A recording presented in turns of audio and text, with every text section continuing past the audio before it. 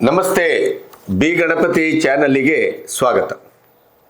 ಈಗಾಗಲೇ ನೀವು ಗಮನಿಸಿದ್ದೀರಿ, ಕಲಬಾಗ್ ಗೋವಿಂದ ಹೆಗಡೆ 100 ಈ ಶತಮಾನೋತ್ಸವದ ಸಂದರ್ಭದಲ್ಲಿ ಅವರ ಕುಟುಂಬದ ಇಡೀದಾದಂಥ ಒಂದು ಸಂದರ್ಶನದ ಸರಣಿಯನ್ನು ನೀವು ಅತ್ಯಂತ ಪ್ರೀತಿಯಿಂದ ಆಸ್ವಾದಿಸ್ತಾ ಇದ್ದೀರಿ, ಪ್ರತಿಕ್ರಿಯಿಸ್ತಾ ಇದ್ದೀರಿ. ನಾನು ನಿಮಗೆ ಋಣಿಯಾಗಿದ್ದೇನೆ. ಕೊನೆಯ ಹಂತದಲ್ಲಿದ್ದೇವೆ. ಇನ್ನೇನು ಈ ಸರಣಿಯ ಒಂದು ಫಲಶ್ರುತಿ ಏನು ಅಂತ ಕೇಳಿದರೆ, ಆ ಇಡೀ ಕುಟುಂಬ ಏಕತ್ರಗೊಂಡು ಡಿಸೆಂಬರ್ 28ಕ್ಕೆ ಕಲಬಾಗ್ ಗೋವಿಂದ ಹೆಗಡೆಯವರ ಶತಮಾನೋತ್ಸವದ ಒಂದು ಸ್ಮರಣೀಯ ಕಾರ್ಯಕ್ರಮವನ್ನು ಅವರ ಹುಟ್ಟೂರಿನಲ್ಲಿ ಏರ್ಪಡಿಸಿದ್ದು. ಆ ಮಟ್ಟಿಗೆ ನನ್ನ ಚಾನಲಿನ ಒಂದು ಕೆಲಸ ಸಾರ್ಥಕವಾಗಿದೆ ಅಂತ ನಾನು ಭಾವಿಸಿದ್ದೇನೆ. ಈ ಸರಣಿಯಲ್ಲಿ 3 ಜನ ಈಗ ಮೊಮ್ಮಕ್ಕಳು ಮಾತಾಡಲಿಕ್ಕಿದ್ದಾರೆ. ಹಿಂದೆ ನಮ್ಮ ಕೆರೆಮನೆ ಮಹಾಬಲೇಗಡೆಯವರ ಮಗ ರಾಮೇಗಡೆಯವರ ಮಗ, ಅಂದರೆ ಮಹಾಬಲೇಗಡೆಯವರ ಮೊಮ್ಮಗ ಶಶಾಂಕ್ ಮಾತಾಡಿದ್ದ. ಈಗ ಕಲಬಾಗ್ ಗೋವಿಂದ ಹೆಗಡೆಯವರ ಹಿರಿಯ ಮಗಳಾದಂಥ ಪಾರ್ವತಕ್ಕನ ಮಗ ಮಹೇಶ್ ಮಹಾಬಲೇಶ್ವರ್ ಅವರು ಅಮೆರಿಕದಲ್ಲಿ ನೆಲೆಸಿದ್ದಾರೆ. ಅವರು ತನ್ನ ಅಜ್ಜನ ಬಗ್ಗೆ ಮಾತಾಡಿದ್ದಾರೆ. ಅದರ ಜೊತೆಗೆ ಪಾರ್ವತಕ್ಕನ ಮಗಳು ಮಧುಬಾಲ ಮಹಾಬಲೇಶ್ವರ್ ಅವರು ಕೂಡ ಇಲ್ಲಿ ತನ್ನ ಅಜ್ಜನ ಬಗ್ಗೆ ಅಂತರಂಗದ ಒಂದು ನುಡಿಯನ್ನು ನಮ್ಮೆದುರು ತೆರೆದಿಟ್ಟಿದ್ದಾರೆ. ಹಾಗೆಯೇ ಮಹಾಬಲೇಗಡೆಯವರ ಮೊಮ್ಮಗ ರಾಮೇಗಡೆಯವರ ಮಗ ಕಿಶೋರ್ ಹೆಗಡೆ ಕೆರೆಮನೆ ಅತ್ಯಂತ ಮುಜುಗರದಿಂದ, ದಯವಿಟ್ಟು ಈ ವಿಡಿಯೋವನ್ನು ಪಬ್ಲಿಷ್ ಮಾಡಬೇಡಿ, ನಾನು ಏನೋ ಸರಿಯಾಗಿ ಮಾತಾಡಿಲ್ಲ, ಮತ್ತೊಮ್ಮೆ ನಾನು ಮಾತಾಡಬೇಕು ಅಂತ ಅನಿಸ್ತಾ ಇದೆ. ಕಿಶೋರ್ನ ಸಮಸ್ಯೆ ಮತ್ತು ಪ್ಲಸ್ ಏನು ಅಂದರೆ, ತುಂಬ ಸೂಕ್ಷ್ಮ ಸ್ವಭಾವ, ಅಳೆದು ತೂಗಿ ಮಾತಾಡುವಂಥದ್ದು, ಪ್ರತಿಯೊಂದು ಕೆಲಸವನ್ನು 10 ಬಾರಿ ಯೋಚನೆ ಮಾಡಿ ತೂಕಕ್ಕೆ ಹಾಕಿ ಆಮೇಲೆ ಅದು ಪರ್ಫೆಕ್ಟ್ ಅಂತ ಅನಿಸಿದರೆ, ಪ್ರೊಫೆಷನಲ್ ಅಂತ ಅನಿಸಿದರೆ ಮಾತ್ರ ಅದನ್ನು ಪಬ್ಲಿಕ್ ಮಾಡುವಂಥದ್ದು ಅಥವಾ ಸಾರ್ವಜನಿಕರ ಎದುರು ಇಡುವಂಥದ್ದು. ಆದರೂ ಕಿಶೋರ್ ಬೇಜಾರ ಮಾಡ್ಕೊಳ್ಳೋದಿಲ್ಲ ಅಂತ ನಂಬಿಕೆಯಲ್ಲಿ ಅವನು ಆಡಿದ ಮಾತನ್ನು ಮೊಮ್ಮಗನಾಗಿ ಕಲಬಾಗ್ ಗೋವಿಂದ ಹೆಗಡೆಯವರ ಬಗ್ಗೆ ತನ್ನ ಪ್ರೀತಿಯ ನುಡಿಯನ್ನು ಏನು ನಮ್ಮೆದುರು ಇಟ್ಟಿದ್ದಾನೆ ಅದನ್ನು ಹಾಗೆಯೇ ನಿಮ್ಮೆದುರು ಇಡ್ತಾ ಇದ್ದೇವೆ.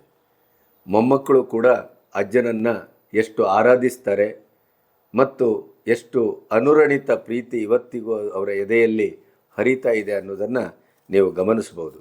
ಬನ್ನಿ ಕೇಳೋಣ. ಎಲ್ಲರಿಗೂ ನಮಸ್ಕಾರ.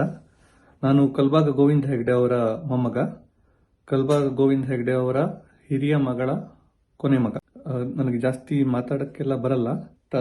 ಅಜ್ಜನ ಬಗ್ಗೆ ಸ್ವಲ್ಪ ಆದರೂ ಮಾತಾಡಬೇಕು ಅಂತ ನಾನು ಈ ವಿಡಿಯೋ ಮಾಡ್ತಾ ಇದ್ದೀನಿ. ಯಾಕೆಂದರೆ ಅವನು ನನ್ನ ಜೀವನದ ಮೇಲೆ ತುಂಬ ದೊಡ್ಡ ಪ್ರಭಾವ ಬೀರಿದ್ದಾನೆ. ಅದಕ್ಕಿಂತ ಮುಂಚೆ ಬಿ ಗಣಪತಿ ಅವರಿಗೆ ನನ್ನ ಹೃದಯದಿಂದ ತುಂಬ ಧನ್ಯವಾದಗಳು ಈ ವಿಡಿಯೋ ಸಿರೀಸ್ ಮಾಡ್ತಾ ಇರೋದಕ್ಕೆ. ನನ್ನ ಅಜ್ಜ ಈ ಡಿಜಿಟಲ್ ಜಗತ್ತಲ್ಲಿ ಮತ್ತೆ ಹುಟ್ಟಿ ಮತ್ತೆ ನಮಗೆ ಹಳೆ ಮೆಮರೀಸ್ ಎಲ್ಲ ರಿಫ್ರೆಶ್ ಮಾಡಿಕೊಟ್ಟಿದ್ದಕ್ಕೆ ತುಂಬ ಥ್ಯಾಂಕ್ ಯು ಗಣಪತಿ ಅವರೇ. ತುಂಬ ಖುಷಿ ಆಯಿತು ಎಲ್ಲ ವಿಡಿಯೋಸ್ ಎಲ್ಲ ನೋಡಿ, ಎಲ್ಲ ಹಳೆ ನೆನಪುಗಳೆಲ್ಲ ಮತ್ತೆ ಮರುಕಳಿಸಿದ್ವು. ನನ್ನ ನೆನಪು ಅಜ್ಜನ ಬಗ್ಗೆ ಅಂದ್ರೆ, ನನ್ನ ಎಕ್ಸಾಮ್ಸ್ ಮುಗಿತಾ ಇದ್ದಾಗೆ ಅವನು ಮನೆಗೆ ಬರ್ತಾ ಇದ್ದ, ನನ್ ಕರ್ಕೊಂಡು ಹೋಗಿ ಬರ್ತಾ ಇದ್ದ. ಅವ್ನು ಯಾವುದೇ ಕಾರಣಕ್ಕೆ ಬಂದ್ರು ನನ್ಗೆ ಗೊತ್ತಿಲ್ಲ ಅವ್ನು ಯಾವ ಕಾರಣಕ್ಕೆ ಬರ್ತಾ ಇದ್ದ ಅಂತ. ಬಟ್ ನನಗನ್ಸೋದು ಅವನು ನನ್ನ ಕರ್ಕೊಂಡು ಹೋಗಕ್ಕೆ ಬರ್ತಾ ಇದ್ದಾನೆ ಅಂತ ನನ್ಗನ್ಸ್ತಾ ಇತ್ತು.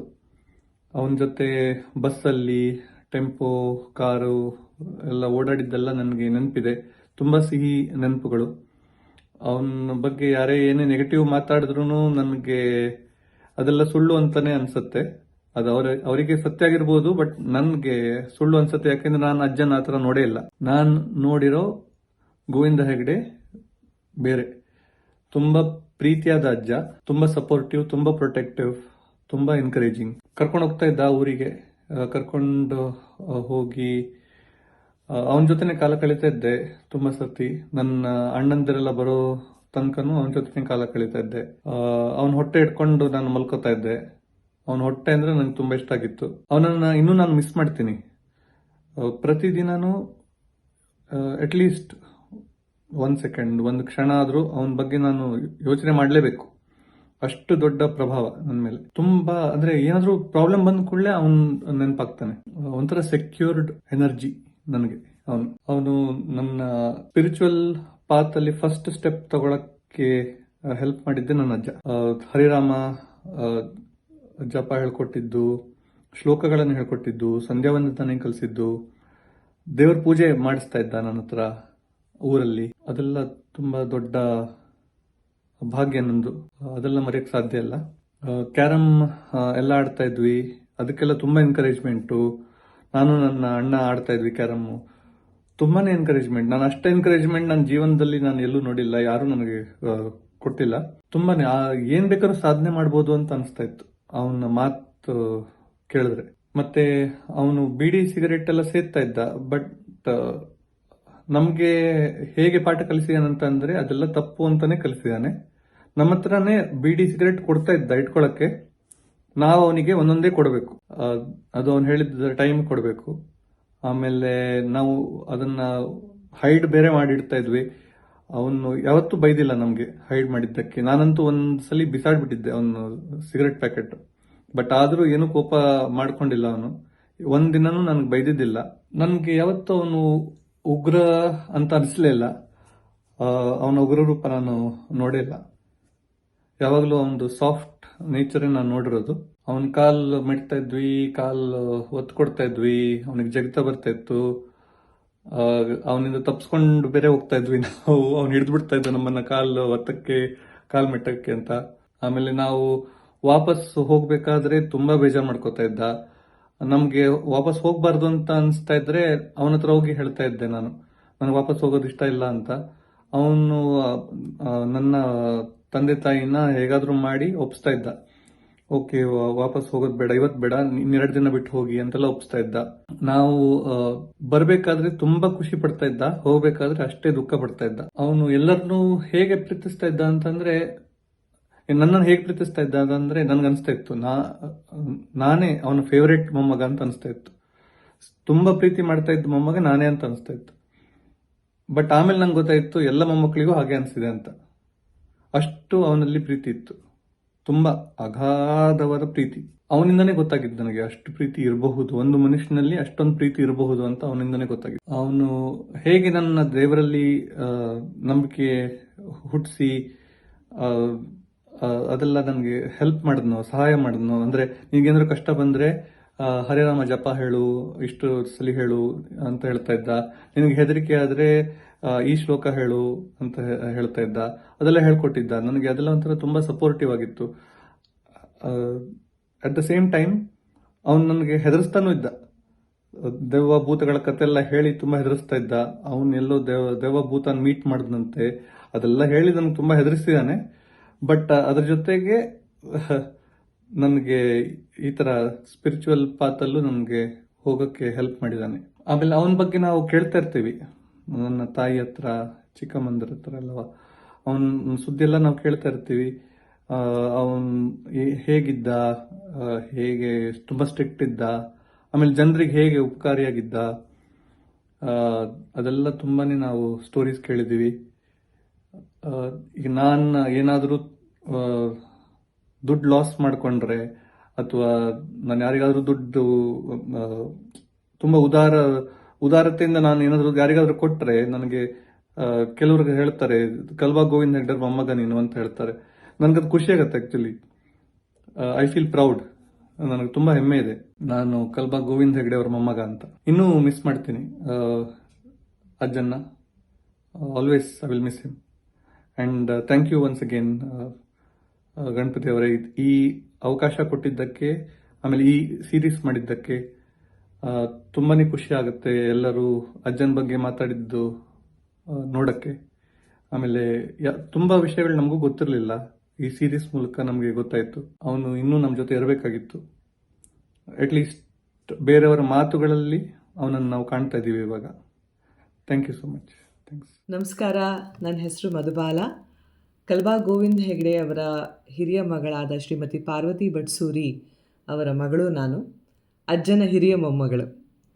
ಸೊ ಅಜ್ಜನ ಬಗ್ಗೆ ಮಾತಾಡೋಕ್ಕಿಂತ ಮುಂಚೆ ಈ ಅಜ್ಜನ ಜನ್ಮ ಶತಮಾನೋತ್ಸವದ ಸಲುವಾಗಿ ಗಣಪತಿ ಸರ್ ಅವರು ಈ ಸೀರೀಸ್ನ ಶುರು ಮಾಡಿದ್ದಾರೆ.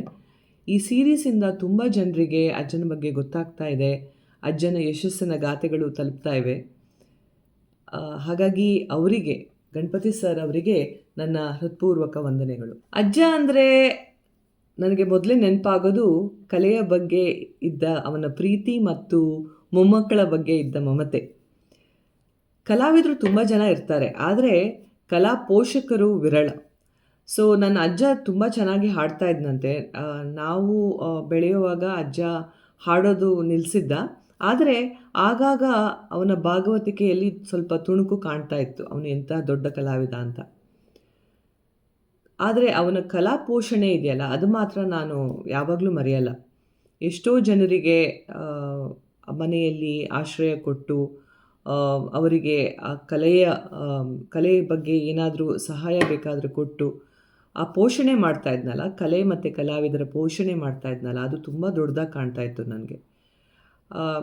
ಯಾವಾಗಲೂ ಮನೆಯಲ್ಲಿ ಸಂಗೀತದ ವಾತಾವರಣ ಇರ್ತಾ ಇತ್ತು. ನಾವು ಬೇಸಿಗೆ ರಜೆಯಲ್ಲಿ ಮತ್ತು ದಸರಾ ರಜೆಯಲ್ಲಿ ಅಜ್ಜನ ಮನೆಗೆ ಹೋಗ್ತಾ ಇದ್ವಿ.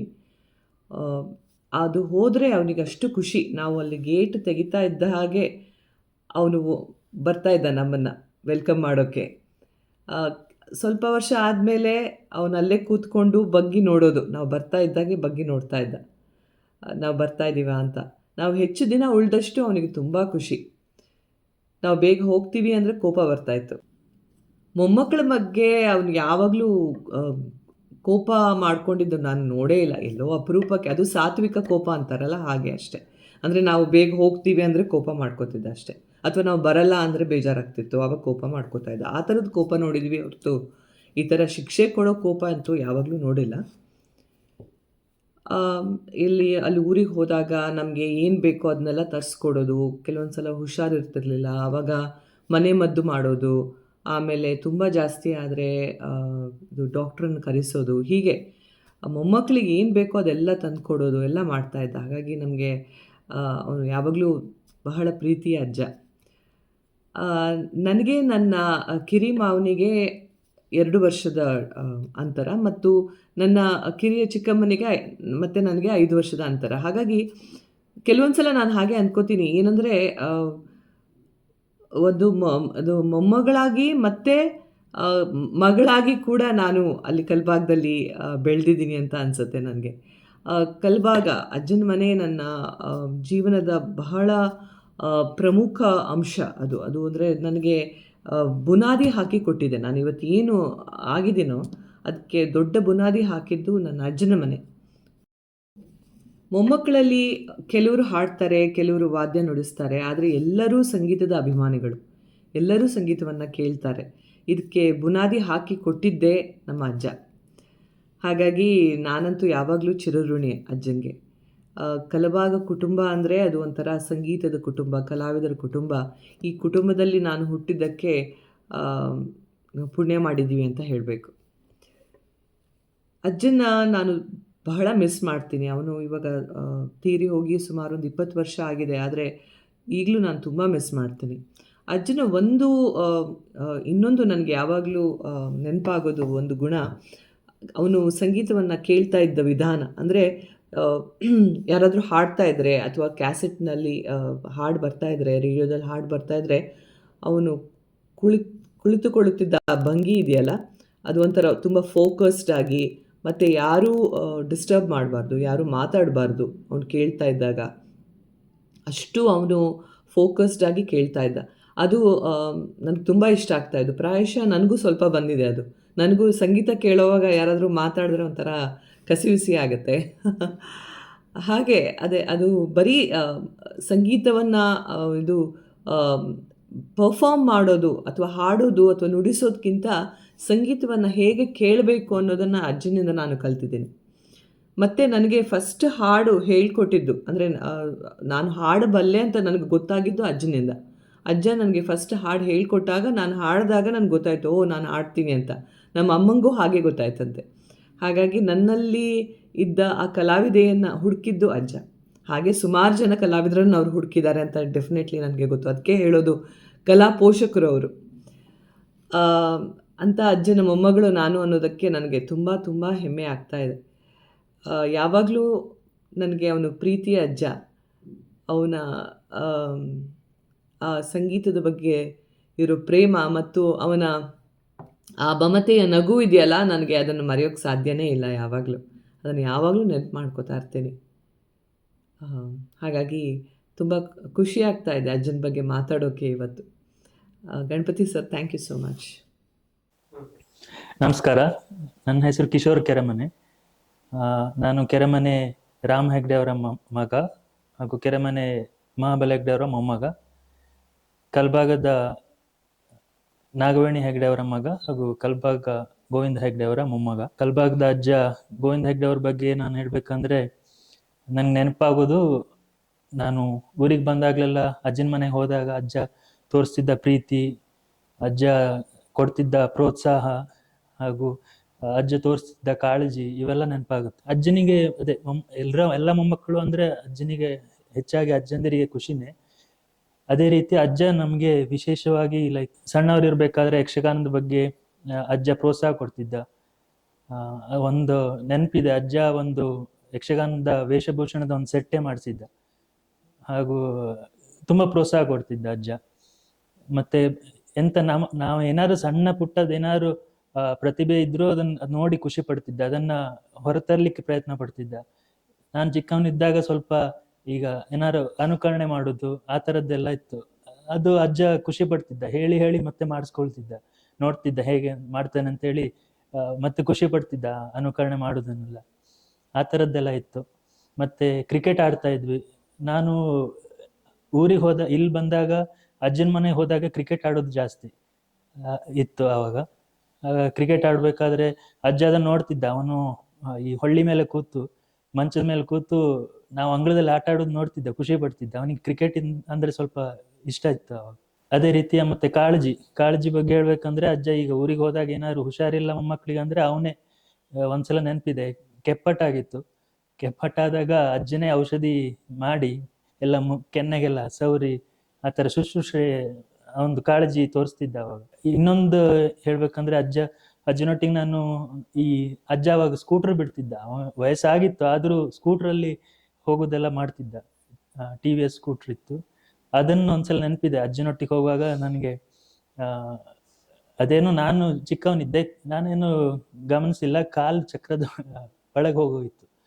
ಅದು ಕೂಡ್ಲೇ ಅವನ್ ಡಾಕ್ಟರ್ ಹತ್ರ ಕರ್ಕೊಂಡು ಹೋಗಿ ಅರಂಗಡಿಲಿ ಇದೆಲ್ಲ ಮಾಡಿಸಿ, ಆ ಥರ ಒಂಥರ ಕಾಳಜಿ ತುಂಬಾ. ಹೀಗಿದ್ದ ಅಜ್ಜನ ಜೊತೆ ಅಜ್ಜನ ನೆನಪಾದಾಗೆಲ್ಲ ಇಂಥದ್ದೆಲ್ಲ ಘಟನೆಗಳು, ನೆನಪುಗಳು ಮತ್ತೆ ಮತ್ತೆ ಮರುಕಳಿಸ್ತಾ ಇರುತ್ತದೆ. ಇಂಥ ನೆನಪುಗಳನ್ನ ಇವತ್ತು ಮಾಡ್ತಾ ಇದ್ದೇನೆ. ಅದಕ್ಕೆ ಅವಕಾಶ ಕೊಟ್ಟ ಗಣಪತಿ ಸರ್ ಅವರಿಗೂ ತುಂಬಾ ಧನ್ಯವಾದ.